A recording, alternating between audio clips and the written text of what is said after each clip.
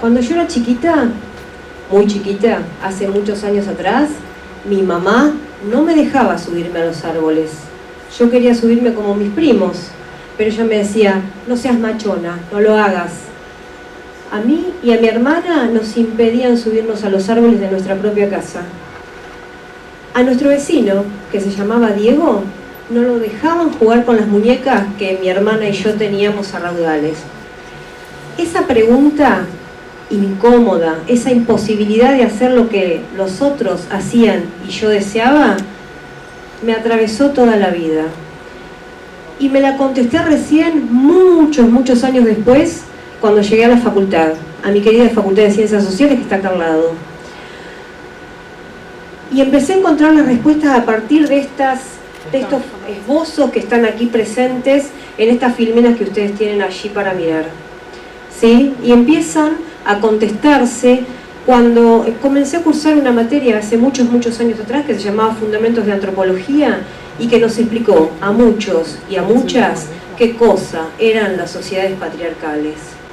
Esas sociedades patriarcales que son una forma de organización política, social, económica y que básicamente se basan en la idea de que son los hombres la autoridad natural, cosa que es una mentira, de esas sociedades, ¿sí? Donde concretamente las mujeres tenemos que supeditarnos a los hombres, donde el marido está por sobre la esposa, el padre sobre las madres y los hijos y las hijas también. Y donde prevalece sobre todo la descendencia paterna.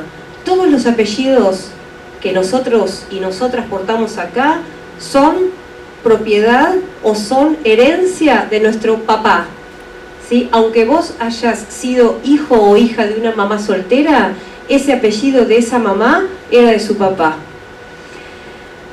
Básicamente este patriarcado se expresa en diversas normas, costumbres, instituciones que regulan la vida social y tienen un antecedente muy viejo y lo tenemos fuertemente naturalizado. Más de 3000 años antes de Cristo comienzan a surgir las sociedades patriarcales.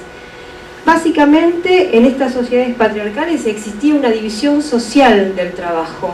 Una división social del trabajo significa que las mujeres comienzan a vincularse fuertemente con lo doméstico por la posibilidad reproductiva que tenemos.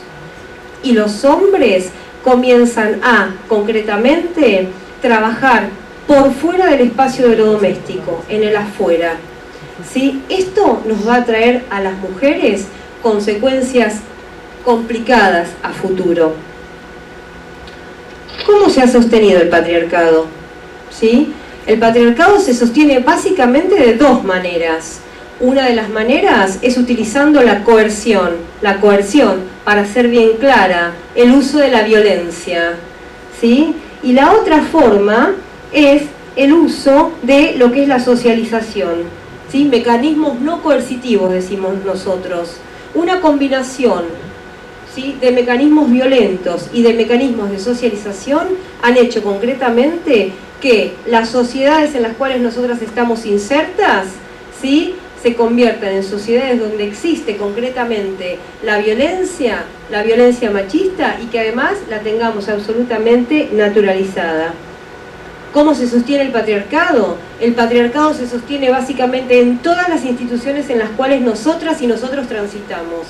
En nuestra casa, nuestra mamá, nuestro papá, las instituciones educativas, desde el jardincito o desde el maternal, si ustedes quieren, hasta la propia universidad, ¿sí? Las instituciones médicas, las instituciones militares, las instituciones religiosas, todas ellas, de manera natural, lo que hacen básicamente es perpetuar esta lógica institucional. Tenemos que tener en cuenta, para entender un poquito de qué va la cosa, algunos conceptos básicos, como por ejemplo el concepto de género. ¿Sí? El concepto de género fue acuñado hace unos 40 y pico de años atrás, ¿sí?, unos casi 50 años atrás por las militantes feministas.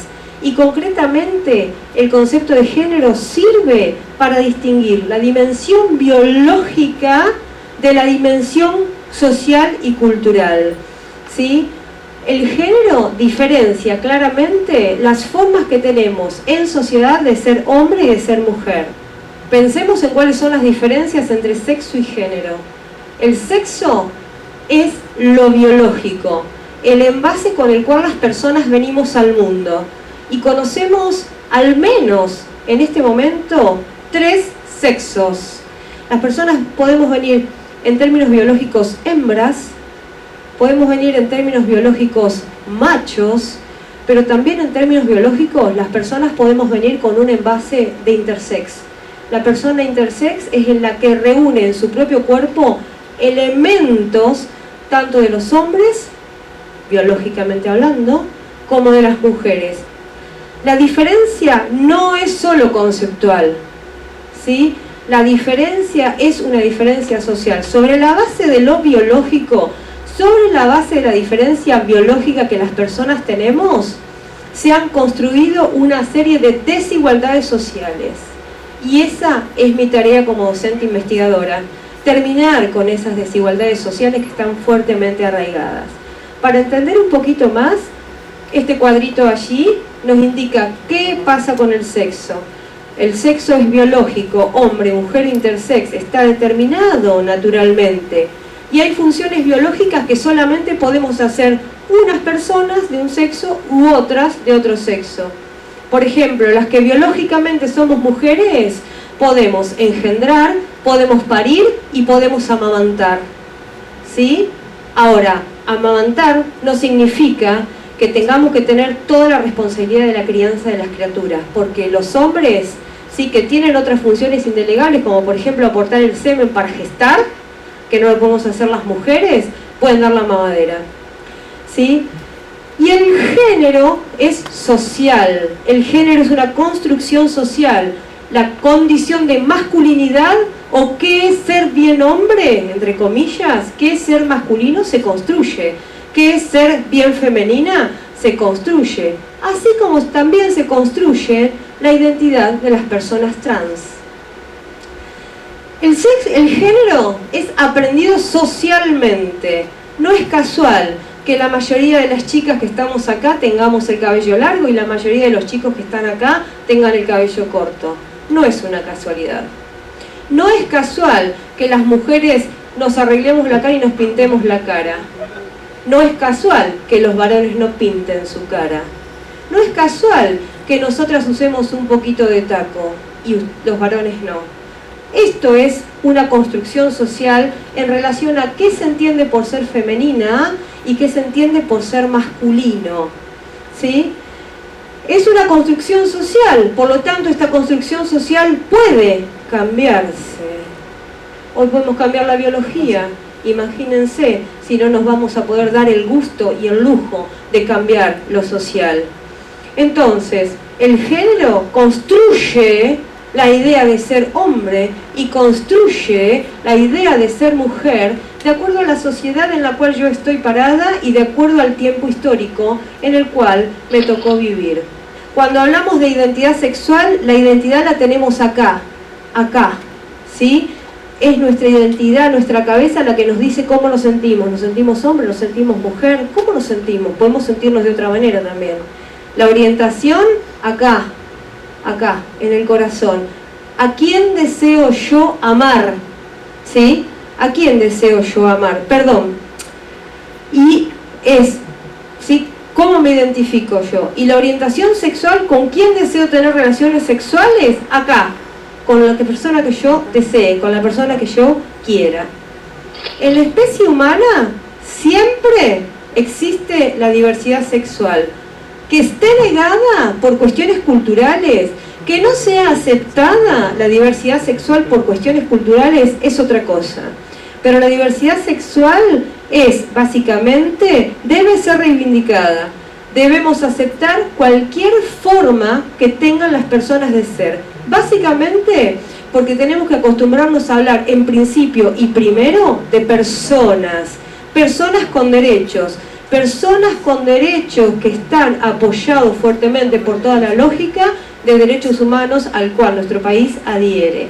Esa sociedad patriarcal ha construido, sobre la base de esas diferencias jerárquicas, ha construido situaciones desiguales para los hombres y situaciones desiguales para las mujeres. No todas las personas tenemos las mismas posibilidades, no todas las personas tenemos las mismas oportunidades.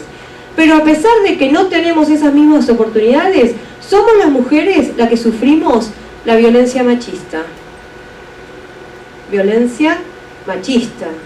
No digo violencia de género, digo violencia machista. Porque el 99% de los casos que se registran en términos de violencia son los casos de hombres que golpean a mujeres o a cuerpos feminizados. ¿Sí? Esto no quiere decir que no exista a la inversa algún tipo de violencia de la mujer hacia el hombre, pero el registro es ínfimo. ¿Por qué? Porque la violencia machista es casi ontológica, casi ancestral, del mismo momento en el cual se construyen esas sociedades patriarcales. La violencia machista se ejerce contra las mujeres por el solo hecho de ser mujeres y tiene el fin, básicamente, de, concretamente, sostener a las mujeres en el lugar que históricamente han tenido. La casa, el adentro, lo doméstico. Mientras, en el afuera, ¿sí?, en el ágora, básicamente, los hombres decidían sobre la política. Política que nos atañe a todos y a todos. En este sentido, la violencia machista, debemos reconocer, es una de las causales más importantes de muerte de mujeres. Ustedes saben que en Argentina los registros indican, para el año pasado, que una mujer cada 30 horas era muerta en manos de un cónyuge, hombre, padre, varón, que ejerció sobre ella previamente varios tipos de violencia. En este sentido, cuando hablamos de violencia machista, estamos hablando específicamente, vuelvo a reiterar, de la violencia que los hombres ejercen sobre las mujeres. Y esta violencia no registra diferencias en términos de religión, diferencias en términos de poder adquisitivo, diferencias en términos de educación, ¿sí?, ni diferencias étnicas. Todas las mujeres del mundo en alguna oportunidad fuimos violentadas, porque cuando hablamos de violencia no solamente estamos hablando de la violencia extrema que tiene que ver con que me dejen la cara moretoneada. Cuando hablamos de violencia estamos hablando de varios tipos. La violencia de género es básicamente la violencia física, como decíamos recién, pero también puede ser violencia psicológica, ¿sí? Y esto está vinculado al maltrato, a maldecir, a tratar mal a la otra persona, a menospreciarla, ¿sí? ¿Qué tenemos? Las mujeres que hemos sido víctimas de la violencia machista a lo largo de la historia occidental y no occidental, ¿sí? Tenemos una serie de, básicamente, convenciones internacionales que nos protegen.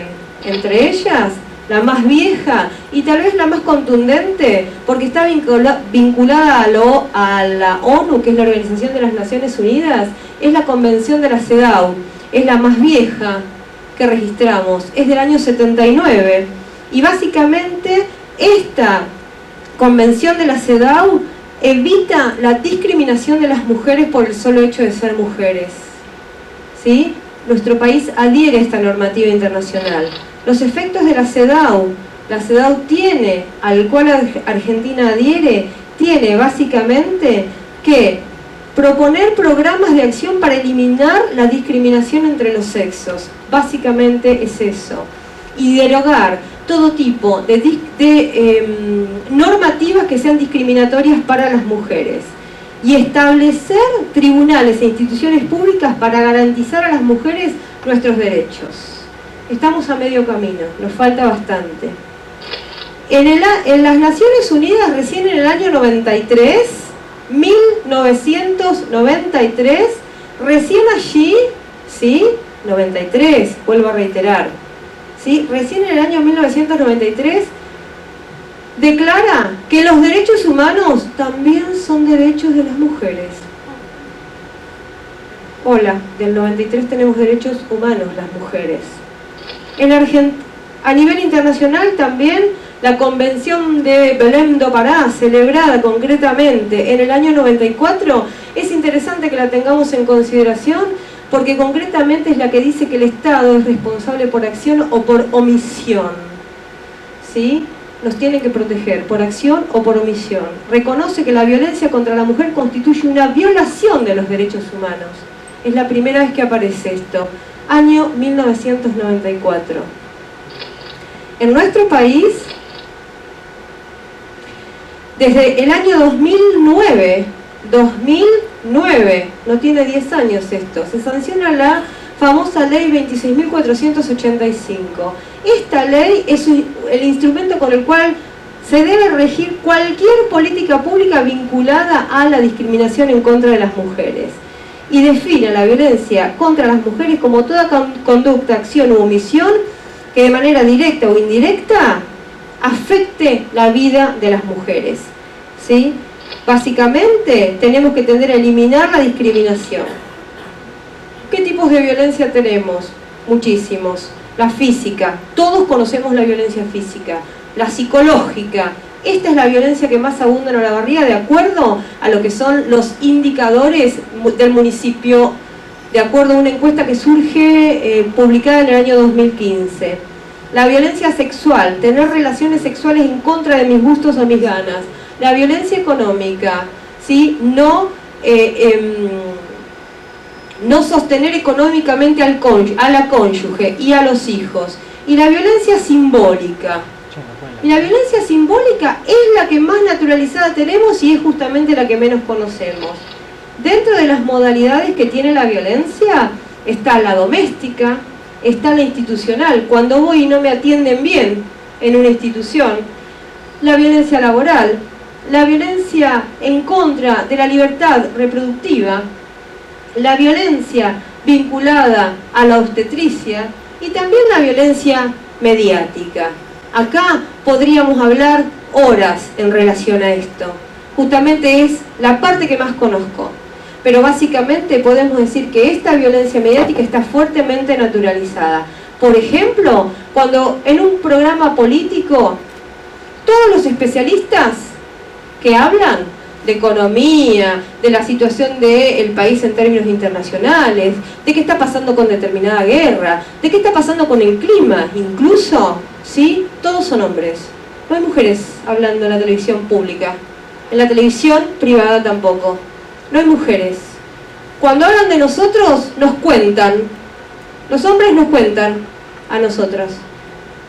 En todos lados, básicamente. Pero además, la violencia mediática es mostrar, por ejemplo, solamente de las mujeres, las partes aquellas que tienen que ver con sus atributos físicos. ¿Sí? Se vende a las mujeres por el envase. Se vende a las mujeres de acuerdo a la cantidad de siliconas que tienen encarnadas en el cuerpo. Como si las mujeres no pudiéramos pensar de política, de economía, de las cuestiones socioculturales. ¿Sí? ¿Qué podemos hacer? Podemos hacer un montón de cosas. ¿Nos falta mucho? Muchísimo.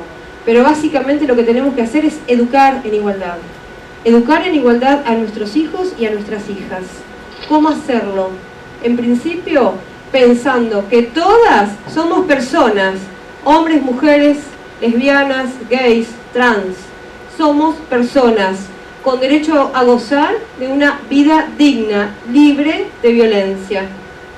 No importa las diferencias biológicas que tengamos, no importa las diferencias sociales que tengamos, lo que importa es que no haya desigualdad política. ¿Sí? Que no seamos desiguales. Lo que importa es que logremos que todas y todos tengamos acceso a igualdad de oportunidades. Pensemos, por ejemplo, que todas somos personas con capacidad y con posibilidad de enriquecernos a partir de vivir las experiencias y aceptar, no tolerar, aceptar y respetar la existencia de la diversidad sexual. ¿Cómo podemos hacer? Evitemos, por ejemplo, poner rótulos a las personas diferentes. Toda la vida me dijeron gorda. Me quemaron la cabeza con eso. Me hicieron mucho daño con eso. pero a otras personas les dijeron cosas peores, ¿sí? Mucho peores. ¿Qué podemos hacer? Evitemos la violencia simbólica. ¿Cuál es la violencia simbólica? Aquella que se manifiesta a través de patrones estereotipados. Y esos patrones estereotipados aparecen muy fuertemente y muy naturalizados, sobre todo en los medios masivos de comunicación. ¿Qué podemos hacer para evitar una educación sexista? Promover que en todas las instituciones educativas, desde el jardín maternal hasta el terciario, exista educación sexual integral para todas las personas que concurren concretamente a las instituciones educativas, en todos los niveles, en la pública y en la privada. Y por último, necesitamos sí o sí que exista corresponsabilidad entre hombres y mujeres al interior de los hogares, para que concretamente hombres y mujeres puedan responsabilizarse de las tareas domésticas, del cuidado de niñas y de niños y del cuidado de las personas adultas que también requieren concretamente de nuestro apoyo. La corresponsabilidad supone que los hombres y las mujeres pueden dedicar tiempo al trabajo, pero también necesariamente tienen que dedicar tiempo a lo doméstico. Me falta un montón de cuestiones todavía por responderme en relación a por qué aún hoy algunas niñas les ponen color rosa cuando nacen, o por qué hoy algunas niñas todavía no las dejan trepar a los árboles. Pero vamos en el camino a destrabar estas cuestiones.